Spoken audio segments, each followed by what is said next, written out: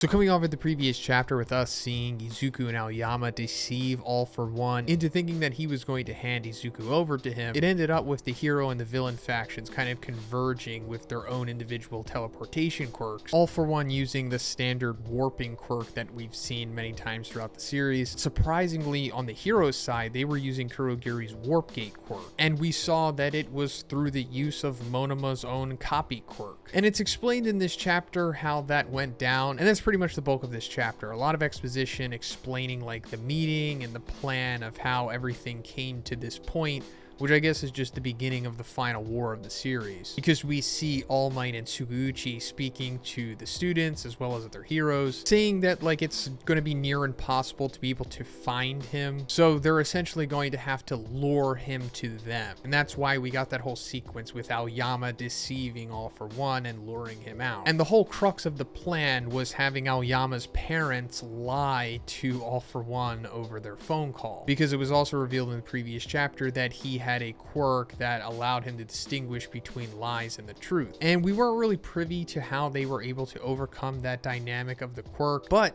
it is revealed to us in this chapter how it was done, and it was with the assistance of none other than Shinso. Yes, he has returned once again. I mean, we saw him at the end of chapter 340, but he only kind of showed up for like the last panel and then he ghosted again. That's kind of been like his role in the series outside of sending Izuku to the Vestige World. He kind of just shows up, does some stuff, and then ghosts. But now Horikoshi is making up for it, of course, as I guess a lot of us assumed that he was going to be more prevalent towards the end of the series. Speaking of him ghosting, before chapter 340, the last time that we kind of really saw him like prominently was in the joint training arc. And at the end of that arc, it was established that he was going to be able to join the hero program. We just didn't know which class he was going to join. And in this chapter, we still don't know, but I mean, I guess it kind of has to be Class A. And if he joins Class B, that also doesn't really matter since the series is ending with this arc. We're not really going to see him partake in much of the academia or just the story in general anyway. But at least we are getting an explanation as to why he was ghosting originally, because he says, I was going to transfer over to the hero course in April, but then, you know, all the war stuff happened with the Tartarus breakout and Japan collapsing. So on top of all of the classes essentially being in like academia purgatory, since they never officially transferred over to the second year, naturally Shinso wouldn't either. But aside from all of that, it's also revealed that Shinso is straight up getting a power up here. And like many other characters we've seen in the series, if they train their quirks, they strengthen them as a result and sometimes unlock new aspects or abilities of it. And we're seeing that with Shinso, because he's saying, I had to train hard to keep up with everyone. That's why I managed to push the limits of my quirk through training.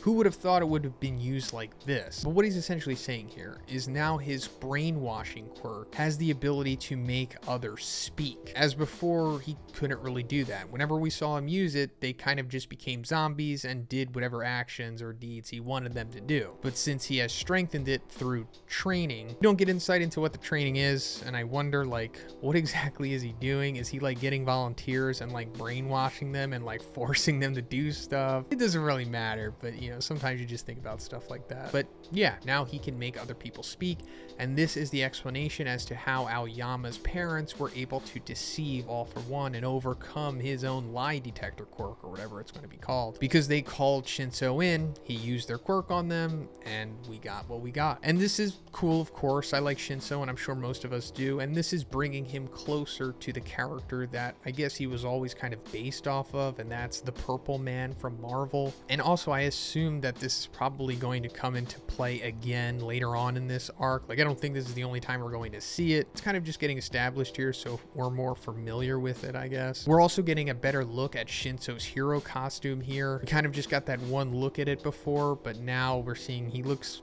you know, kind of like a tactical ninja or something. So aside from Shinso, the other side of the weren't supposed to be heroes coin, I guess you could say, because we're seeing parallels between Shinso and Monoma here. As we talked about earlier, Monoma was using Kurogiri's warp gate quirk to bring all of the heroes to aid Izuku. That is also explained since it was Aizawa's plan to get Monoma to use Kurogiri's quirk, which he only had like a few days to master, but I mean, he did it. Another thing being revealed in this sequence is Aizawa saying that that he's almost incapable of using his erasure quirk with just one eye. We saw that he lost use of his other eye in the previous war, and in this war, he says he will be unable to do anything. Now, I don't necessarily know if that means Aizawa is going to be benched for the rest of the series.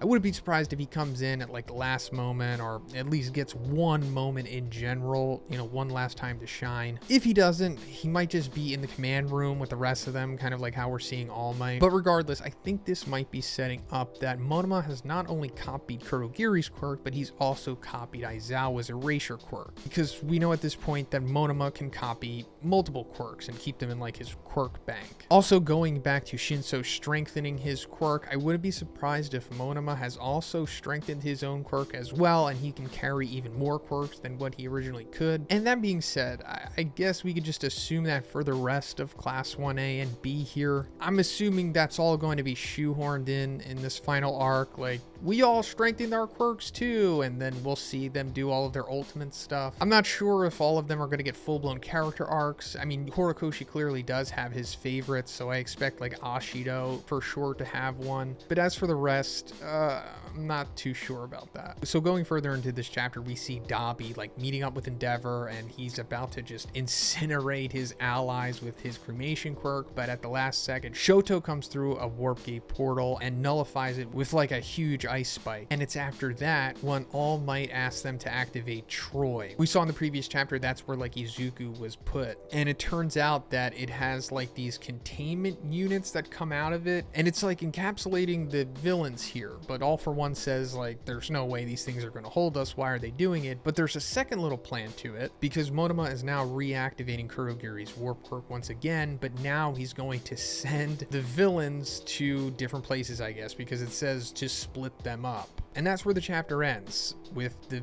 villains seemingly being split up. I don't know if this is going to lead to like individual battles, like this group faces this group and this group faces the other group. Could be like that, but like I said in my spoilers video, I don't think everything is going to go as smoothly as we see it here. I mean, it always could, and Horikoshi is just beelining to the ending because he just wants to finish the series, but I'm thinking that there's going to be some kind of foil here, and I'm assuming it has to play part with the systems themselves, like the Troy system and the UA barrier in general. All of that stuff has been established way too much for it to just be like a foolproof plan, if that makes sense. But let me know what you think is going to happen with all of this system stuff and the villains being split up, and have a great day.